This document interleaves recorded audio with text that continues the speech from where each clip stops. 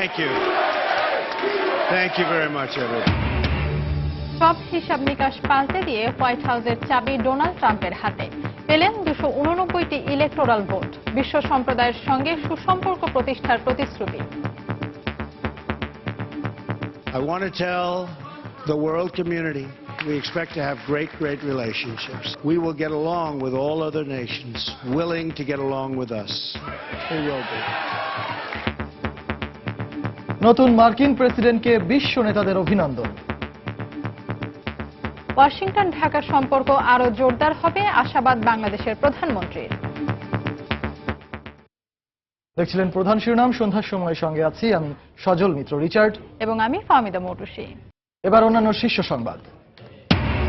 BNP জামাতের নামে মিথ্যা মামলা দেয়া হয়নি, যারা মানুষ পুড়িয়ে মেরেছে বাংলাদেশের মাটিতে তাদের বিচার হবেই বললেন প্রধানমন্ত্রী। ব্রাহ্মণবাড়িয়ার নাসিরনগরে ক্ষতিগ্রস্ত হিন্দু সম্প্রদায়ের মন্দির ও বাড়ি ঘরে হামলায় জড়িতদের ছাড় দেয়া হবে না, ঘটনাস্থল পরিদর্শন করে বললেন 14 দলের নেতারা। 500 এবং 1000 রুপির নোট নিষিদ্ধ হলো ভারতে, সিদ্ধান্ত ইতিবাচক, সহায়ক হবে জঙ্গি অর্থায়ন রোধে বলছেন বিশ্লেষকরা। রাজধানীর বাতাসে বাড়ছে বিষাক্ত উপাদানের মাত্রা, সবুজায়নের বিকল্প নেই বলছেন বিশেষজ্ঞরা। নগরবাসীকে উদ্বুদ্ধ করতে সিটি কর্পোরেশনের উদ্যোগ।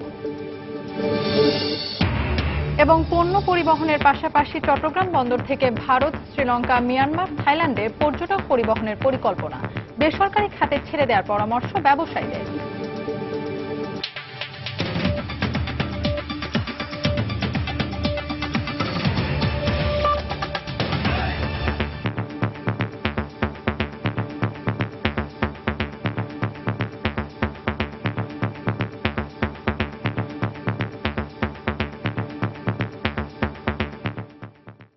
শুরুতেই মার্কিন নির্বাচনের খবর।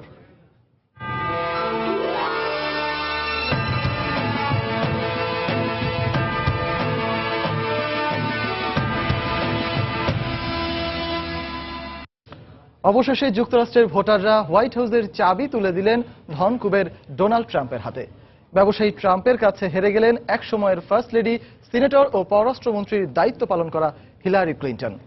সবশেষ প্রকাশিত ফলের ভিত্তিতে 538টি ইলেকটোরাল ভোটের মধ্যে 289টিতে জয় পেয়েছেন ট্রাম্প, আর হিলারি জয় পেয়েছেন 218টিতে। বিজয় ভাষণে ট্রাম্প বিশ্ব সম্প্রদায়ের সঙ্গে সুসম্পর্ক প্রতিষ্ঠার পাশাপাশি মার্কিনীদের স্বপ্ন পূরণের প্রতিশ্রুতি দিয়েছেন। পরাজয় নিশ্চিত হওয়ার পর সমর্থকদের বাড়ি ফিরে যেতে বলেন হিলারির প্রচারণা প্রধান জন পডেস্টা। পরে ট্রাম্পকে ফোন করে পরাজয় মেনে নেন হিলারি ক্লিন্টন। মঙ্গলবার গভীর রাতে নিউ ইয়র্কের হিলটনে রিপাবলিকান নির্বাচনী সদর দফতরে উল্লাসে মাতেন ট্রাম্প সমর্থকরা। ফল ঘোষণা শুরু থেকেই ডেমোক্র্যাট প্রার্থীর চেয়ে এগিয়ে ছিলেন রিপাবলিকান প্রার্থী। প্রাথমিক ফলের ভিত্তিতে হিলারির চেয়ে 60টিরও বেশি ইলেকটোরাল ভোট পেয়ে জয় পান ট্রাম্প। বিজয় নিশ্চিত হওয়ার পর এক ভাষণে তিনি মার্কিনীদের স্বপ্ন পূরণের পাশাপাশি সব দেশের সঙ্গে সুসম্পর্ক বজায় রেখে সামনে এগিয়ে যাওয়ার প্রত্যয় ব্যক্ত করেন। I've just received a call from Secretary Clinton. She congratulated us. It's about us. Hillary আমাকে ফোন করে অভিনন্দন জানিয়েছেন, আমিও তাকে কঠোর পরিশ্রম করার জন্য অভিনন্দন জানিয়েছি। এ বিজয় যুক্তরাষ্ট্রের ইতিহাসের সবচেয়ে গুরুত্বপূর্ণ এবং ঐতিহাসিক বিজয়। প্রত্যেক ভোটারকে আমি ধন্যবাদ এবং অভিনন্দন জানাই। সকলের সহযোগিতায় একটি নতুন যুক্তরাষ্ট্র গঠনে ঐক্যবদ্ধভাবে কাজ করে যাব আমরা। এছাড়া দেশের অর্থনৈতিক প্রবৃদ্ধি দ্বিগুণ করতে আমরা পরিকল্পনা অনুযায়ী সামনে এগোবো। বিশ্ব সম্প্রদায়ের উদ্দেশ্যে বলতে চাই, যে কোনো ইস্যুতে দেশ আমার কাছে সবার আগে। তারপরও সব দেশের সঙ্গে সুসম্পর্ক বজায় রেখে কাজ করব আমরা। of rebuilding our nation and renewing the American dream. এবারের নির্বাচনে দোদুল্যমান অঙ্গরাজ্যগুলোর রায় ট্রাম্পের পক্ষে যাওয়ায় নির্বাচন পূর্ব সব জরিপের পূর্বাভাস ভুল প্রমাণিত হয়েছে। ফ্লোরিডা, নর্থ ক্যারোলাইনা, আইওয়া, ওহাইওর মতো সংখ্যাগরিষ্ঠ ইলেকটোরাল কলেজের অঙ্গরাজ্যে রিপাবলিকানদের জয় হয়েছে। এছাড়া কয়েকটি রাজ্যে নীল রঙের বিজয় অনেকটা নিশ্চিত থাকলেও লাল রঙের দখলে চলে যাওয়ায় হতাশায় নিমজ্জিত ডেমোক্র্যাট শিবির। ফল ঘোষণার রাতে নিউ ইয়র্কে ডেমোক্র্যাট দলের নির্বাচনী সদর দফতরে প্রত্যেকের চোখে মুখে দেখা যায় বিষণ্ণতার ছাপ। হিলারি সমর্থকরা যুক্তরাষ্ট্রের ইতিহাসে প্রথম নারী প্রেসিডেন্ট হিসেবে হিসেবে তাকে দেখতে চাইলেও প্রাথমিক ফলে ট্রাম্প বিশাল ব্যবধানে জয় পাওয়ায় সেই আশা ফিকে হয়ে যায়। ব্রেক্সিটের রায়ের সঙ্গে এই নির্বাচনের অনেকটা মিল রয়েছে। ব্রিটেনের ইউরোপিয়ান ইউনিয়ন থেকে বের হয়ে যাবার সিদ্ধান্ত যতটা অস্বাভাবিক ছিল, ট্রাম্পের প্রেসিডেন্ট নির্বাচিত হওয়াটাও তেমনটাই অপ্রত্যাশিত। নির্বাচনের ফলে আমরা খুবই ব্যথিত হয়েছি। আমার বন্ধুদের অনেকেই এই ফল মেনে নিতে পারছে না। এর মধ্যেই ডেমোক্র্যাট দলের প্রচারণা প্রধান জন পোডেস্টা সবাইকে সান্ত্বনা দিয়ে বলেন, হিলারি জনগণের সঙ্গে ছিলেন, থাকবেন। এই নির্বাচনের মধ্য দিয়ে হোয়াইট হাউসের নিয়ন্ত্রণ পাওয়ার পাশাপাশি কংগ্রেসের উভয় কক্ষে সংখ্যাগরিষ্ঠতা অর্জন করল রিপাবলিকান পার্টি। পার্লামেন্টের নিম্নকক্ষ প্রতিনিধি পরিষদ আগেই তাদের হাতে ছিল, আর এবার নতুন করে সিনেটেও সংখ্যাগরিষ্ঠতা পেল দলটি। যুক্তরাষ্ট্রের 58তম নির্বাচনে জয়ী প্রার্থী ট্রাম্পকে আগামী 5 জানুয়ারি কংগ্রেসে আনুষ্ঠানিকভাবে পরবর্তী মার্কিন প্রেসিডেন্ট হিসেবে স্বীকৃতি দেওয়া হবে, আর 20 জানুয়ারি যুক্তরাষ্ট্রের 45তম প্রেসিডেন্ট হিসেবে শপথ নেবেন তিনি। রিয়াদুল ইসলাম, সময় সংবাদ। মনোনয়নের আগে থেকেই বিশ্ব রাজনীতির আলোচনার কেন্দ্রবিন্দুতে পরিণত হন ডোনাল্ড ট্রাম্প। ব্যবসায়ী পরিবার থেকে উঠে আসা ট্রাম্প ঘোষণা দিয়েছিলেন, প্রেসিডেন্ট নির্বাচিত হলে মার্কিন অভ্যন্তরীণ ও পররাষ্ট্রনীতিতে ব্যাপক পরিবর্তন আনবেন। ট্রাম্পের পারিবারিক, ব্যবসায়িক ও রাজনৈতিক জীবনের নানা অধ্যায় থাকছে এবার। শেষ হাসিটা হাসলেন ডোনাল্ড ট্রাম্পই। রাজনীতির জগতে নতুন পা রাখা রিপাবলিকান এই প্রেসিডেন্ট ধনাঢ্য ব্যবসায়ী থেকে ঢুকে গেলেন ইতিহাসের পাতায়। প্রচারণার সময় দেশের উন্নয়নে দিয়েছিলেন নানা প্রতিশ্রুতি। ডোনাল্ড ট্রাম্পের জন্ম 1946 সালের 14 জুন নিউ ইয়র্ক সিটির কুইন্সে। বাবা ফ্রেড ট্রাম্প ও মা মেরি ট্রাম্পের 5 সন্তানের চতুর্থ তিনি। অন্য ভাই বোনদের মতো ট্রাম্পও প্রথমে স্থানীয় একটি বেসরকারি স্কুলে শিক্ষা নেন। পরে বাবা তাকে নিউ ইয়র্ক মিলিটারি একাডেমিতে 8ম গ্রেডে ভর্তি করান। পড়াশোনার ছুটিতে বাবার সঙ্গে ব্যবসার বিভিন্ন প্রকল্পে অংশ নিয়ে ভবিষ্যতে ব্যবসায়ী হয়ে ওঠার জানান দেন ট্রাম্প। পরে 1968 সালে ওয়ার্টন ইউনিভার্সিটি অব পেনসিলভেনিয়া থেকে অর্থনীতিতে ব্যাচেলর অব সায়েন্স ডিগ্রি লাভ করেন। উত্তরাধিকার সূত্রে পাওয়া ব্যবসার মূলধন ও বিভিন্ন প্রতিষ্ঠান আরো প্রসারিত করেন ডোনাল্ড ট্রাম্পের বাবা ফ্রেড ট্রাম্প। পড়াশোনা শেষে 1968 সালে 22 বছর বয়সে বাবার ব্যবসায় পুরোপুরি মনোনিবেশ করেন ডোনাল্ড ট্রাম্প। 1978 সালেই নিউ ইয়র্কের ম্যানহাটনে অন্যতম প্রধান আবাসন ব্যবসায়ী হিসেবে খ্যাতি লাভ করেন তিনি। 80 দশকে আবাসন খাতে বিনিয়োগ বাড়াতে থাকেন ট্রাম্প। 2003 সালে টেলিভিশন রিয়েলিটি শো দ্য অ্যাপ্রেন্টিসের উপস্থাপনা টিভি ব্যক্তিত্ব হিসেবে খ্যাতিমান করেছে ট্রাম্পকে। 2005 সালে নিজের নামে বিশ্ববিদ্যালয়ও করেন তিনি। 1977 সালে ফ্যাশন মডেল ইভানা জেনিকোভাকে জীবনসঙ্গী করেন ট্রাম্প। 1991-এ ইভানার সঙ্গে বিচ্ছেদের পর 1993 সালে মার্লা মেপলসকে বিয়ে করেন ট্রাম্প। 1999 সালে মেপলসের সঙ্গে বিচ্ছেদের পর 2005 সালে সাবেক মডেল মেলানিয়া কেসাভাসের সঙ্গে বিবাহ বন্ধনে আবদ্ধ হন এই ধনকুবের। বর্তমানে মেলানিয়ার সঙ্গে সংসার করছেন তিনি। রাজনীতির জগতে নতুন হলেও চলতি বছরের শুরুতে ঘোষণা করেন প্রেসিডেন্ট নির্বাচনে প্রার্থিতা। যুক্তরাষ্ট্রকে আবারও শীর্ষে নেয়ার স্লোগান দিয়ে দেশব্যাপী প্রাইমারি ও ককাসে দলে 17 মনোনয়ন প্রত্যাশীকে হটিয়ে দলীয় মনোনয়ন নিশ্চিত করেন ট্রাম্প। রানিং মেট হিসেবে বেছে নেন ইন্ডিয়ানার গভর্নর মাইক পেন্সকে। প্রেসিডেন্ট পদে লড়াইয়ের শুরু থেকেই বিতর্ক ট্রাম্পের পিছু নেয়। অবৈধ ব্যবসায় বিনিয়োগ, বেশ কয়েকবার নারী কেলেঙ্কারি কিংবা কর ফাঁকির মতো অভিযোগ ওঠে তার বিরুদ্ধে। তবে এত সব সমালোচনাকে পেছনে ফেলে তিনিই ঢুকছেন সাদাবাড়িতে। হাফসাতুন্নেসা, সময় সংবাদ।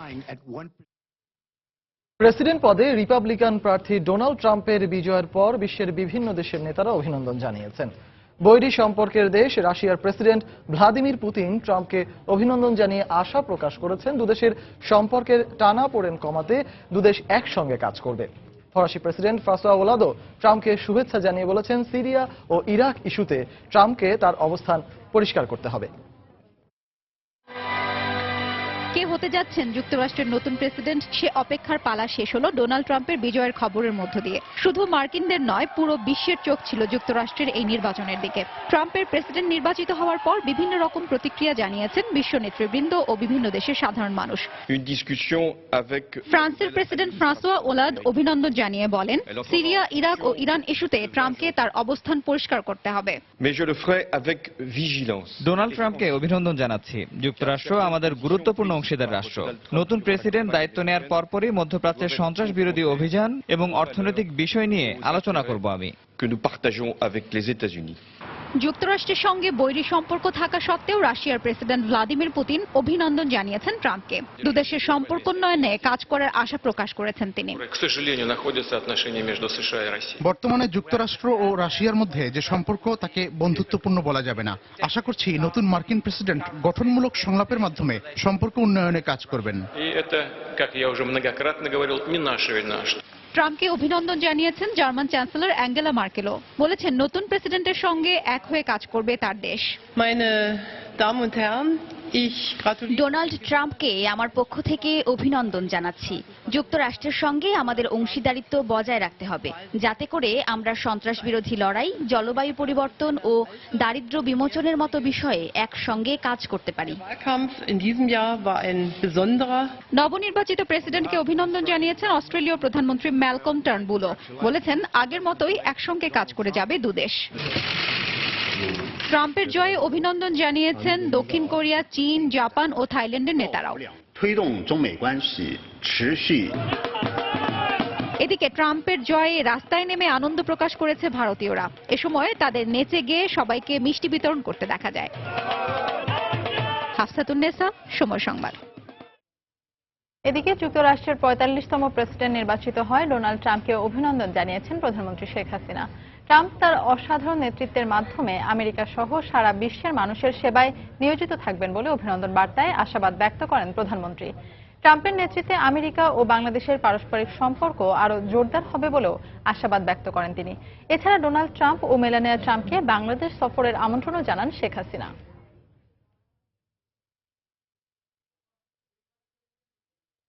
প্রধানমন্ত্রী শেখ হাসিনা বলেছেন, বিএনপি জামায়াতের নামে মিথ্যে মামলা দেয়া হয়নি। যারা মানুষ পুড়িয়ে মেরেছে বাংলাদেশের মাটিতে তাদের বিচার হবেই। সন্ধ্যায় গণভবনে আওয়ামী লীগের নবগঠিত কার্যনির্বাহী সংসদ ও উপদেষ্টা পরিষদের মুলতবি সভায় বক্তব্য রাখেন প্রধানমন্ত্রী। জনগণকে সঙ্গে নিয়ে সন্ত্রাস, জঙ্গিবাদ সহ সকল অশুভ শক্তির বিরুদ্ধে প্রতিরোধ গড়ে তোলার ঘোষণা দেন প্রধানমন্ত্রী। এ সময় দরিদ্র ও অসহায় মানুষের তালিকা তৈরি করে তাদের আর্থ সামাজিক উন্নয়নে কাজ করতে নেতা কর্মীদের নির্দেশ দেন তিনি। এই দেশে কোনো সন্ত্রাস জঙ্গিবাদের স্থান হবে না। তার জন্য জনসম্পৃক্ততা দরকার, গণজাগরণ সৃষ্টি করা, এবং সেটা আমরা করতে পেরেছি। মানুষের ভিতরে সচেতনতাটা আমরা সৃষ্টি করতে পেরেছি বলেই জঙ্গি দমনটা আমরা করতে পারছি।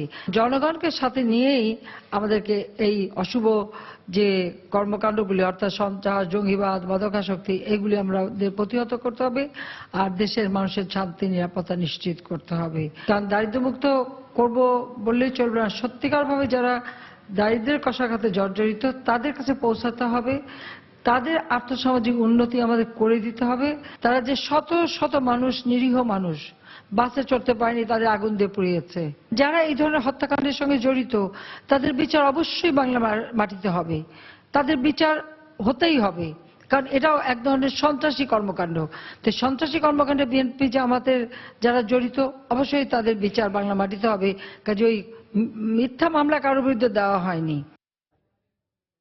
সন্ধ্যার সময় আরো থাকছে। রাজধানীর বিমানবন্দর রেল স্টেশন এলাকায় ডাকাতির মামলায় 4 পুলিশ সহ 5 জনের 10 বছর করে কারাদণ্ড, জরিমানা। ভারতে নিষিদ্ধ করা 500 ও 1000 রুপির নোট 11 নভেম্বর থেকে 30 ডিসেম্বর পর্যন্ত পরিবর্তন করতে পারবেন গ্রাহকরা।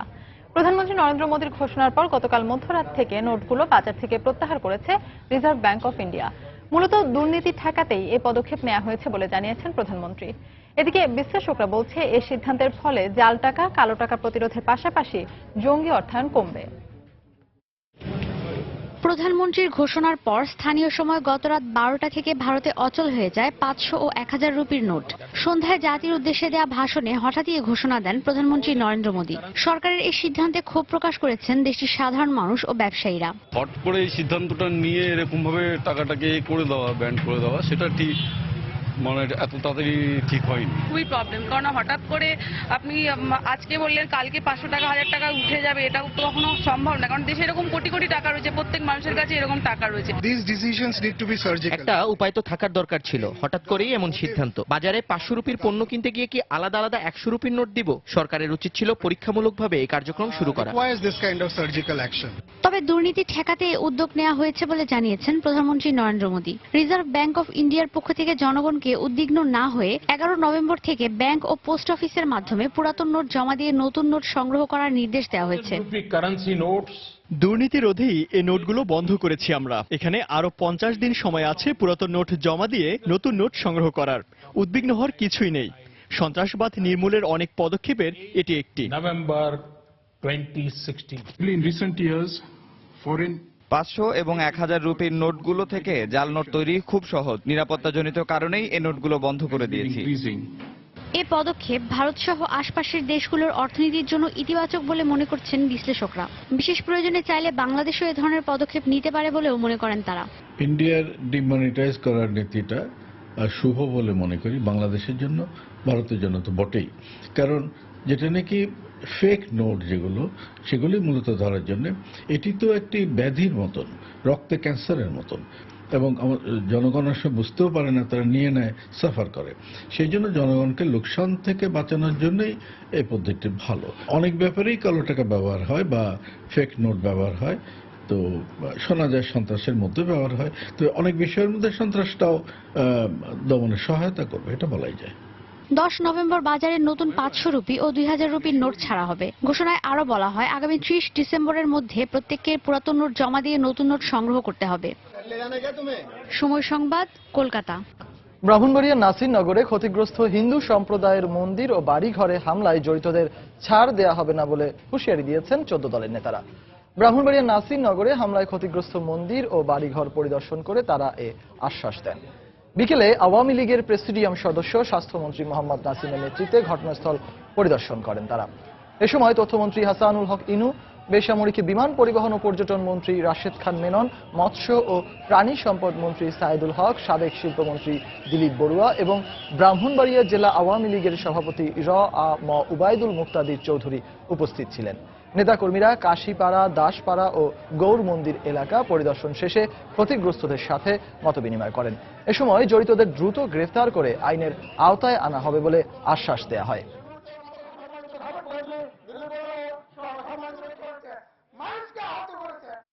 কিভাবে ভাঙচুর করা হয়েছে কালী মন্দির, দুর্গা মন্দিরকে, আশ্চর্য হয়ে গেছে। কারা এই সমস্ত খুনি? তারা হচ্ছে খুনি। তারা বাংলাদেশের স্বাধীনতা বিশ্বাস করে না, ধর্ম নির্বিশেষে তারা বিশ্বাস করে না। এটা কোনো ধর্মের মানুষ নয়। এদের হাত ভেঙে দেওয়া হবে। অনেককে গ্রেপ্তার করা হয়েছে, কাউকে ছাড় দেওয়া হবে না। যাই হোক, তার বিচার সমর্থ করা হবে, দ্রুত বিচার, আইনের বিচার করা হবে। হামলাকারীরা বাংলাদেশের সরকার, শেখ হাসিনার সরকারকে হটাতে না পেরে এই মন্দিরের উপরে, সংখ্যালঘু ধর্মীয় সম্প্রদায়ের উপরে আক্রমণ পরিচালনা করেছে। মুখ দেখে, দল দেখে নয়, প্রত্যেকটা হামলাকারীকে চিহ্নিত করবে, গ্রেপ্তার করবে এবং যুদ্ধ অপরাধের যেরকম বিচার হয়েছে ওইভাবে বিচার করে সাজা দেবে। এই সরকার যখন দেশকে মৌলবাদ, সাম্প্রদায়িকতা মুক্ত করার দৃঢ় প্রত্যয় ব্যক্ত করে এগিয়ে যাচ্ছে, যখন যুদ্ধাপরাধীদের বিচার সম্পন্ন হচ্ছে, সেই সময় নাসিরনগরে এই ঘটনা ঘটল, যাতে অন্যায়কারীরা, হামলাকারীরা বিচারের সম্মুখে দাঁড়াতে হয়, তার জন্য তাদের দৃঢ় প্রত্যয় ব্যক্ত করেছে। জনগণের মতামতকে কিভাবে প্রাধান্য দিতে হয় যুক্তরাষ্ট্রের নির্বাচনের মাধ্যমে সরকারকে শিক্ষা নেওয়ার আহ্বান জানিয়েছেন বিএনপির সিনিয়র যুগ্ম মহাসচিব রুহুল কবির রিজভী। দুপুরে রাজধানীর নয়াপল্টনে বিএনপির কেন্দ্রীয় কার্যালয়ে আয়োজিত এক সংবাদ সম্মেলনে একথা বলেন তিনি। এ সময় প্রশাসনকে ব্যবহার করে সরকার জোর করে ক্ষমতায় টিকে আছে বলেও অভিযোগ করেন রিজভী। জনগণের রায়, যাকে যেখানে রিফ্লেকশন হয়েছে, প্রতিফলন হয়েছে, তিনি নির্বাচিত হয়েছেন। সেখানে গায়ের জোরের তো কোনো বিষয় নাই। ক্ষমতায় তো আছেন ডেমোক্রেটিক পার্টি, কিন্তু জিতেছেন রিপাবলিকান পার্টির প্রার্থী। মার্কিন যুক্তরাষ্ট্রের নির্বাচন থেকে উনি শিক্ষা নেন যে জনগণের অভিমত কিভাবে প্রতিফলিত হয়। এখানে কে শাসক দল আছেন না আছেন সেটি বড় ব্যাপার নয়, জনগণই বড় বিষয়। তো এই শিক্ষাটা গ্রহণ করলেই আমার মনে হয় বাংলাদেশের গণতন্ত্রের পথ চলা নিশ্চিত হবে। সন্ধ্যার সময় আরো থাকছে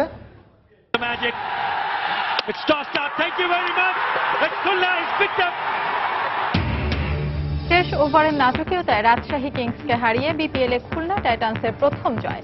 রংপুর রাইডার্সের বিপক্ষে টস হেরে ব্যাট করছে চিটাগাং ভাইকিংস।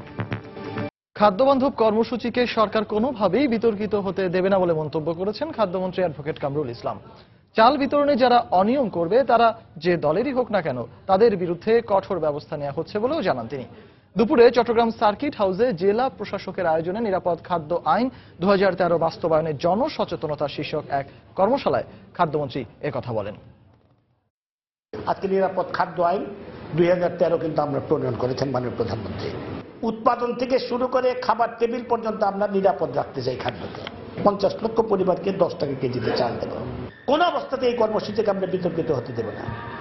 যার ফলশ্রুতিতে দেখেন আমরা এই পর্যন্ত অনেক ডিলারদের আমরা বাতিল করছি। 60-70 জন ডিলারকে 62 জন ডিলারশিপ আমরা ইতিমধ্যে বাতিল করেছি এবং আমাদের দলীয় লোকজনকে পর্যন্ত আমরা গ্রেফতার করতে কুণ্ঠাবোধ করি নাই। অনেক চেয়ারম্যান মেম্বার গ্রেফতার হয়েছেন, অনেক ডিলার গ্রেফতার হয়েছেন, অনেককে জরিমানা করেছে, তারা আমার সরকার দলীয় লোক। আমরা কাউকে কিন্তু ছাড় দিই নাই এবং আমরা এই কর্মসূচিটাকে বিতর্কের ঊর্ধ্বে রাখার জন্য যত কঠোর পদক্ষেপ নেওয়ার দরকার ইনশাল্লাহ সেই পদক্ষেপ আমরা নিচ্ছি। প্রথম দিকে যেরকম অনিয়ম ছিল সেই অনিয়ম কিন্তু ক্রমান্বয়ে কমে আসছে। এখন অনেকে কার্ড ফেরত দিয়ে যাচ্ছেন, একটা কমে আসছে। আমরা কিন্তু কোনো অবস্থাতেই কাউকে ছাড় দেব না। বিভিন্ন সময়ে নগরীর সবুজায়নের নানা উদ্যোগ নেওয়া হলেও আদৌ তা কোনো কাজে আসেনি। প্রতিদিন বাড়ছে গাড়ির সংখ্যা, বাড়ছে নিঃশ্বাসে যাওয়া নানা বিষাক্ত উপাদানের মাত্রা। বিশেষজ্ঞরা বলছেন পরিত্রাণ পেতে সবুজের বিকল্প নেই। কেউ ছাদে বাগান করলে 10% ট্যাক্স মওকুফ করা হবে ঘোষণা দিয়েছে সিটি কর্পোরেশন। আরো জানাচ্ছেন কামরুজ্জামান মামুন। এটি রাজধানীর এক সময়ের চিত্র। ছিল সবুজ আর তার সাথে ছিল বসবাসের ভালো লাগা। আজকের রাজধানী ঢাকা বহুতল ভবনে ঠাসা, কোথাও সবুজের আশ্রয় নেই। দখল হয়েছে তা, তোলা হয়েছে ইটকাঠ পাথরের পাহাড়। হারিয়েছে সবুজ আর হারিয়েছে ঢাকাবাসীর মনের প্রশান্তি। পরিবেশবিদদের মতে একটি নগরীর মোট জনসংখ্যার 3 গুণ গাছ থাকা জরুরি, কিন্তু 2 কোটির বেশি মানুষের নগরে গাছ আছে কটি তার সংখ্যা সঠিক জানে না কেউ। সম্প্রতি সিটি কর্পোরেশন থেকে রাজধানীর অনেক ওভারব্রিজ ঘিরে রোপণ করা হয়েছে ঝুলন্ত কিছু গাছ। সাধারণ বিশেষজ্ঞরা বলছেন এটি প্রকৃত সবুজায়ন হতে পারে না, বলা যেতে পারে সৌন্দর্য বর্ধন। ওভারব্রিজ বলেন, ফ্লাইওভার বলেন, এই যে টপগুলো বসানো হচ্ছে এটা হচ্ছে সৌন্দর্য বর্ধক বলতে পারেন, সেক্ষেত্রে বনায়নের জন্য কিন্তু উপযোগী না। শুধুমাত্র সবুজ লেপন নয়, সবুজায়ন শুধু কতগুলো উড়ার পথকে বা উড়ার সেতুকে কতগুলো লতাপাতা লাগানো নয়। মেয়ররা যদি দৃঢ়তার সঙ্গে এই উন্মুক্ত স্থান, খেলার মাঠ, সেগুলো চারপাশে যত বাণিজ্যিক কার্যক্রম আগের মেয়ররা বা অন্য কেউ অন্যায়ভাবে দিয়েছেন সেগুলো সমস্ত কিছু উচ্ছেদ করে সবুজায়নের উদ্যোগ গ্রহণ করে। এমত অবস্থায় ছাদ বাগান হতে পারে ছোট একটি সমাধান। ঢাকার বাসিন্দা নাজিম আলী নিজ উদ্যোগে বাড়ির ছাদে রোপণ করেছেন 50-এর অধিক ফলদ বনজ ঔষধি গাছ, যা কিছুটা হলেও প্রশান্তি এনে দেয়, প্রশমিত রাখে ভবনের তাপমাত্রা। সন্তানকে যেভাবে আমরা পালন করি, গাছগুলি আমরা ওইভাবে পালন করে বড় করতেছি। প্রশ্ন, প্রতিশ্রুতি অনুযায়ী সবুজ নগরী নির্মাণে সফল কতটুকু? উত্তরে মেয়র বললেন, বাড়ির ছাদ কিংবা বারান্দাতে বাগান করলে তাদেরকে হোল্ডিং ট্যাক্স থেকে 10% আমরা রিবেট দেব। কবি বন্দে আলী মিয়া বলেছেন, আম গাছ, জাম গাছ, বাঁশঝাড় যেন আছে সেথা সবে মিলে আত্মীয় হেন।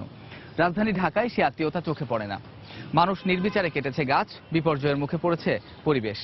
বিশেষজ্ঞরা বলছেন সবুজের বিকল্প শুধু সবুজই হতে পারে। আর তাই তো রাজধানীর ফাঁকা ছাদগুলোকে বনায়নের আওতায় নিয়ে আসার পরামর্শ দিয়েছেন তারা। তবে এখানেও প্রশ্ন থেকে গেছে, রাজধানীর ফাঁকা ছাদগুলো অবকাঠামোগতভাবে বনায়নের উপযোগী তো? কামরুজ্জামান মামুন, সময় সংবাদ, ঢাকা। পণ্য পরিবহনের পাশাপাশি বঙ্গোপসাগর এবং ভারত মহাসাগরের উপকূলবর্তী দেশগুলোতে নৌপথে পর্যটক পরিবহন করতে চায় দেশের প্রধান সামুদ্রিক বন্দর চট্টগ্রাম। পণ্য পরিবহনে বিদ্যমান নৌ রুটের সাথে চালু করা হবে এরই মধ্যে বন্ধ হয়ে যাওয়া অন্যান্য রুটগুলোকেও। পর্যটন পরিবহন বেসরকারি খাতে ছেড়ে দেওয়া উচিত বলে মনে করেন ব্যবসায়ীরা। বিস্তারিত জানাচ্ছেন কমল দে। স্বাধীনতার আগে চট্টগ্রাম বন্দর দিয়ে জাহাজযোগে পবিত্র হজ পালনে সৌদি আরব যেত এই অঞ্চলের হাজার হাজার মানুষ, কিন্তু আকাশপথ সহজলভ্য হয়ে ওঠায় নৌপথে হজ পালন অনেকটা বন্ধ হয়ে যায়।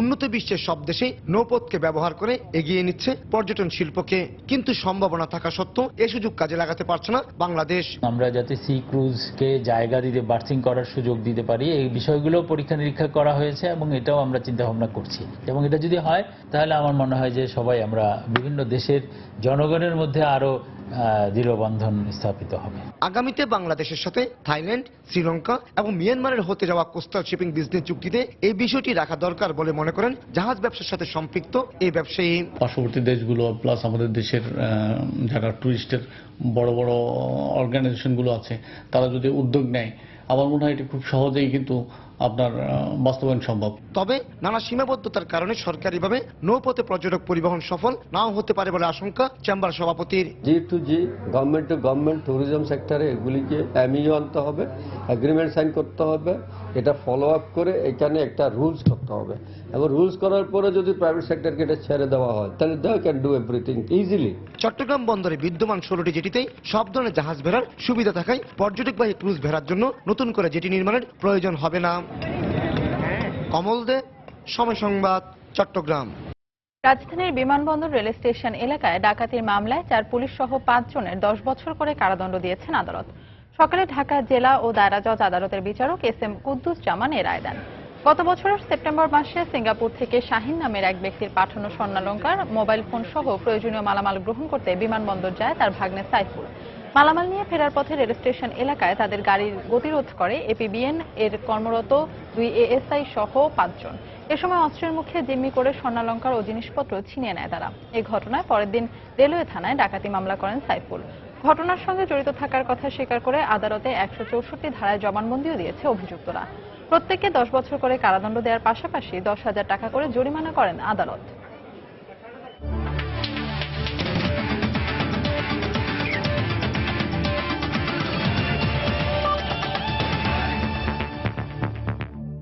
বিপিএল এর খবর, দারুণ প্রতিদ্বন্দ্বিতাপূর্ণ ম্যাচে রাজশাহী কিংসকে 3 রানে হারিয়েছে খুলনা টাইটান্স। টস জিতে প্রথমে ব্যাট করতে নেমে আবুল হাসান রাজুর বোলিং তোপে 8 উইকেটে 133 রানের সংগ্রহ পায় খুলনা। জবাবে শেষ দিকের নাটকীয়তায় সব উইকেট হারিয়ে 130 রান তুলতে সক্ষম হয় রাজশাহী কিংস। প্রথমে ব্যাটিংয়ে নেমে দলীয় 18 রানে নিকোলাস পুরানের উইকেট হারায় খুলনা। এরপর ব্যক্তিগত 15 রান করে ফেরেন আরেক ওপেনার আব্দুল মজিদ। নিয়মিত বিরতিতে উইকেট হারালে বড় পুঁজি পায়নি খুলনা। শেষ পর্যন্ত অধিনায়ক মাহমুদুল্লাহর 39-এর ওপর ভর করে প্রতিপক্ষকে 134 রানে টার্গেট দেয় টাইটান্স। টি-20 ক্যারিয়ারে প্রথমবারের মতো 5 উইকেট শিকার করেন রাজশাহীর পেসার আবুল হাসান রাজু। জবাবে দলীয় 24 রানি সোহান, সাব্বির ও উমর আকমলকে ফিরিয়ে দিয়ে প্রতিপক্ষকে চেপে ধরেন পাকিস্তানি পেসার জুনায়েদ খান। দারুণভাবে লড়ে যান মুমিনুল, কিন্তু মুমিনুল 64, অধিনায়ক স্যামির 61 রানে আউট হলে জয়ের আশা দেখতে থাকে খুলনা। শেষ ওভারে টাইটান্সের অধিনায়ক মাহমুদুল্লাহ রিয়াদের নায়কোচিত বোলিংয়ে 3 রানের দুর্দান্ত জয় পায় খুলনা। এদিকে দিনের দ্বিতীয় ম্যাচে রংপুর রাইডার্সের বিপক্ষে টস হেরে ব্যাট করছে তামিম ইকবালের চিটাগং ভাইকিংস। শেষ খবর পাওয়া পর্যন্ত ভাইকিংসের সংগ্রহ 4 উইকেটে 74 রান। সন্ধ্যার সময় এ পর্যায়ে শীর্ষ সংবাদ জানিয়ে দিচ্ছে আরেকবার।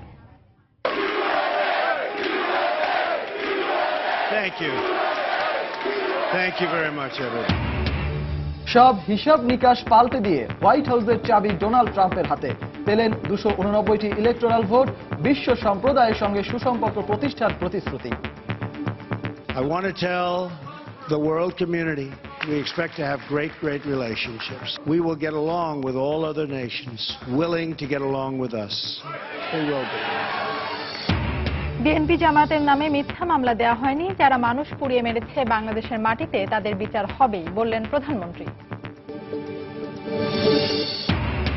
ব্রাহ্মণবাড়িয়ার নাসিরনগরে ক্ষতিগ্রস্ত হিন্দু সম্প্রদায়ের মন্দির ও বাড়িঘরে হামলায় জড়িতদের ছাড় দেওয়া হবে না। ঘটনাস্থল পরিদর্শন করে বললেন 14 দলের নেতারা। 500 এবং 1000 রুপির নোট নিষিদ্ধ হলো ভারতে, সিদ্ধান্ত ইতিবাচক। সহায়ক হবে জঙ্গি অর্থায়ন রোধে, বলছেন বিশ্লেষকরা। এবং পণ্য পরিবহনের পাশাপাশি চট্টগ্রাম বন্দর থেকে ভারত, শ্রীলঙ্কা, মিয়ানমার, থাইল্যান্ডে পর্যটক পরিবহনের পরিকল্পনা, বেসরকারি খাতে ছেড়ে দেওয়ার পরামর্শ ব্যবসায়ীদের। দর্শক, এই ছিল সন্ধ্যার সময়। যে কোনো খবর পেতে ভিজিট করুন সময়নিউজ.tv। সঙ্গে থাকুন সময়।